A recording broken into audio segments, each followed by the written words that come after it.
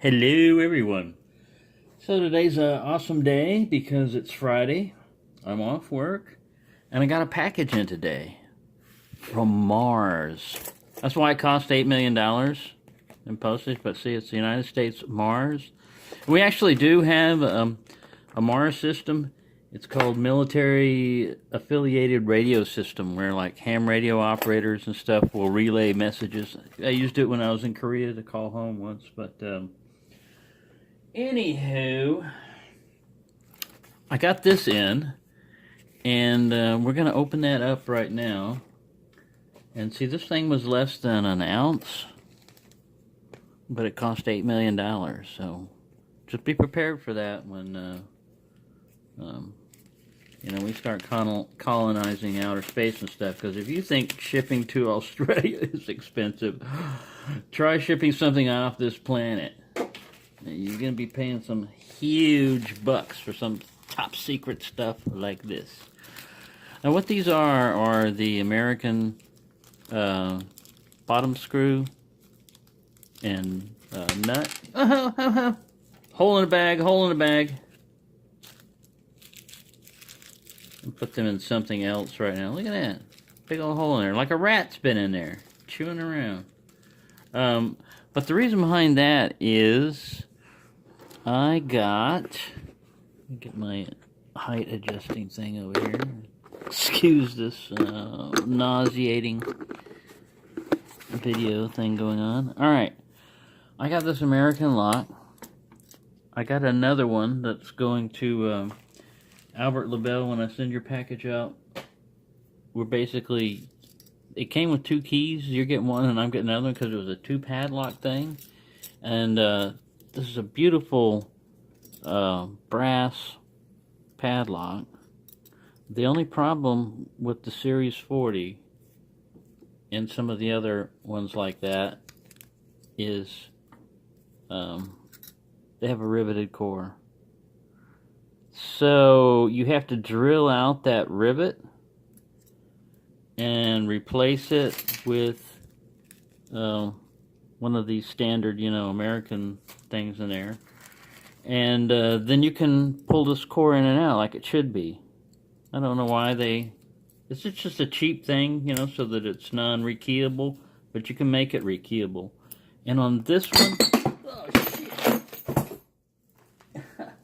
Well, there went my beer.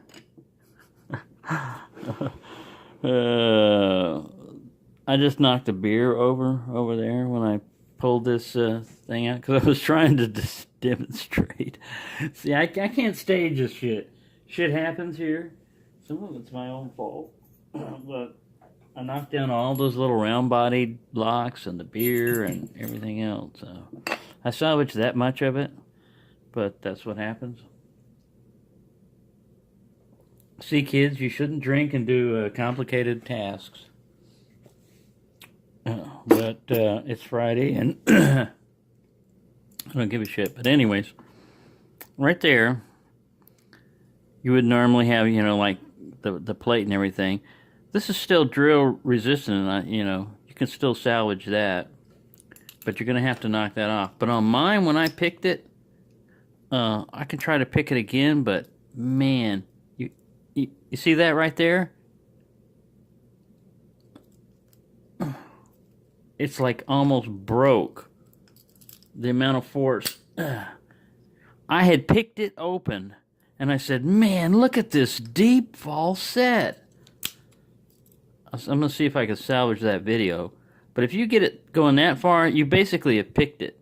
You picked it open, okay? I did something to it, I guess, when picking it, or there's something defective. But that's another reason why I'm going to drill this out. But I'm not joking, man. That is a lot. That's an abnormal amount of force. So I must have sheared something, or maybe overpicked, like I normally do. Pushed a key pin up beyond where it went. Good thing there's nothing electrical down there. It's just a carpet. It'll absorb that beer.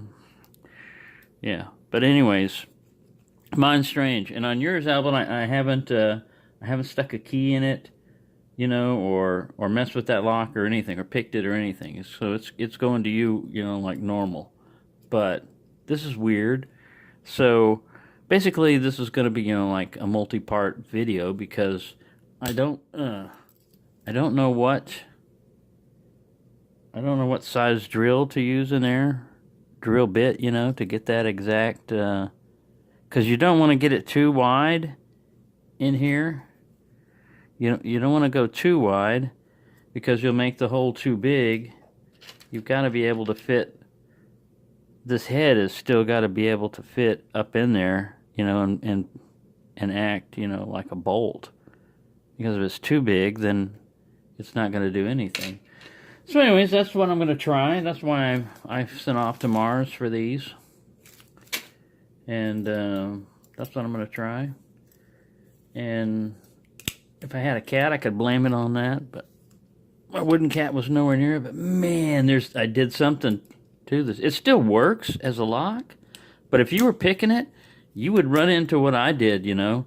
Which I had that video on there, but I got this thing at almost a 45-degree angle, and it was not opening. And I was pushing on my tension bar. I had a Mad Bob, I believe, or one of those Peterson heavy bars. But yeah, this thing it can still open, and it still works as a lock. But the amount of force you have to use to turn that to get it to open. It's just bizarre. Anyways, because when I bought that thing, one of them I was going to send to Albert because I'm going to send him a package anyway, and he said include a padlock, and it doesn't have to be anything special. Well, this was two for like $18 type of thing, and I figured one of them could go to him, and I'll just send him one of these. If he doesn't have them, I'll just send one of these bolts and, you know, nuts, you know, to go on it, and then he can make his rekeelables. But yeah, so Albert, if you're watching this or whatever in the future, try yours out and see if you run into that problem, because I picked mine open. It's not a super duper bitting or anything, but I had picked it open where I got it to that deep fall set and I couldn't get past it. I go like, man, every pin feels set. And this is not that trick because I pushed on my tension wrench. Locks have tricked me before with that, you know, where you pick them open, especially American locks. You're using light enough tension that when you've got a false set, you're like stopping. You don't want to, you know, get carried away with it because you're still trying to figure out what's going on with the other pins. And you'll actually have it picked open and don't know it. And that's why you're not getting the feedback. You're like, what, have I lost, you know, my abilities? What the hell's going on? And that's what happened with this one. There was something bizarre with this lock. And that's why when I tried to pick it out of the pack, I had actually picked it open when I had gotten it to that angle. But man, this feels like you're breaking something. You know, it's like there's a spring stuck in the core, you know, and that's how it's turning it. So I don't know. That's another reason why I want to drill this out and figure it out. But so there you go. I thought I'd throw that up for you. A little mystery here and a little adventure of knocking beers over while you're drinking and videotaping. But it's part of having fun. And it's not the cleanest lab in the world, but it's La Margarita time. And the weird thing about this, man, it tastes just like a margarita when you slam it. I mean, or, you know, drink it. Or knock it over on the floor. That's beer abuse. Beer abuse, you shall be fined. So there you go. That's just my little mystery with this lock right here. I hope everyone's having a good time and enjoying themselves. And be prepared for the unexpected when you're lock picking. That's all I got to say. Hello, everyone. So this is a little quick video. I bought a 2-pack of this American lock. And if you look at it, it says wrong product, Master Lock A40T. But it's a 2-pack of the A40. I guess they don't know that Master Lock, you know, is the same as American. The idiots. But it's a pretty good price. It's one of those riveted cores. So you basically have to drill out the head when you pop a shackle open. You drill out the head and you replace this with a regular security pin and screw. And then you've got a replaceable core thing, but they're nice locks. And one of these is going, this other one, I haven't put a key in it or a pick in it or anything else, but it's going to you, Mr. Albert LaBelle, when I send my package out to you, because this is kind of cool.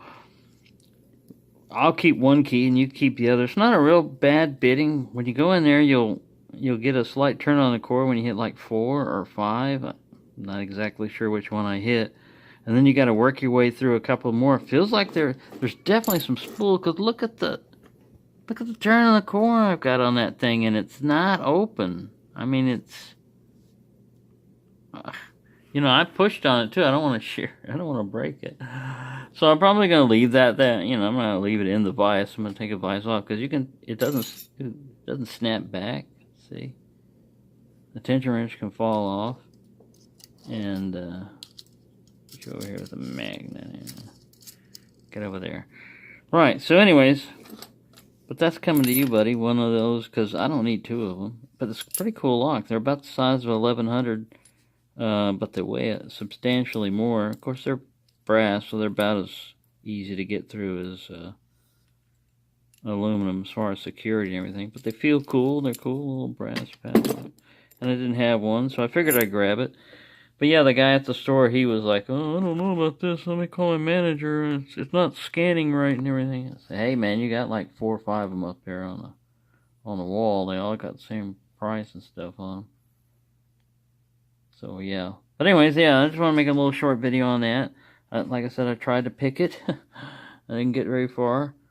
I got that pretty deep, you know, false set and everything. I don't want to reset it, because I can turn that thing way back, and all the pins don't completely drop down, so it's got one hell of a spool or something in there. I'm going to drill mine open eventually when I get a new security thing. So there you go. Don't want to take too long on that, but yeah, I did try to pick something, and I got partially somewhere.